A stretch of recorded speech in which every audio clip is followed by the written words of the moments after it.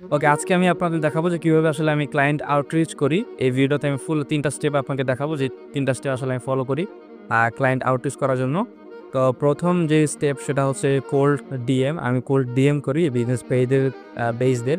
সেটা হচ্ছে আপনি ১ম এ কি করবেন, এরকম অনেক গ্রুপ থাকে অনলাইনে, যে বিজনেস গ্রুপ অনলাইন, তারপরে ক্যাবের গ্রুপ, তার পাশাপাশি বেসিস, এদের অনেক গ্রুপ থাকে। সেই গ্রুপে অনেক এর পাশাপাশি আরেকটা গ্রুপ আছে, সেটা হচ্ছে অনলাইন বাই সেল।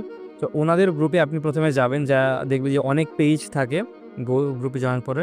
ওই পেজে আপনি যাবেন, যাওয়ার পর আসলে কিছু ডিএম করবেন।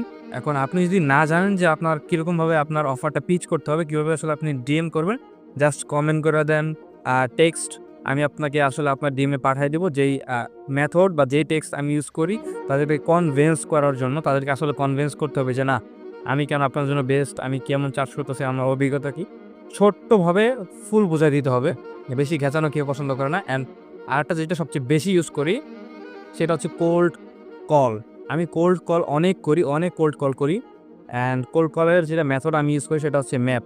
একদম ইজি ম্যাপ ইউজ করি। আমি জাস্ট সার্চ করি আমার যেটা লাগবে, যে নিচ লাগবে, সেই নিচে আমি আসলে সার্চ করি আমার এলাকার ভিতরে।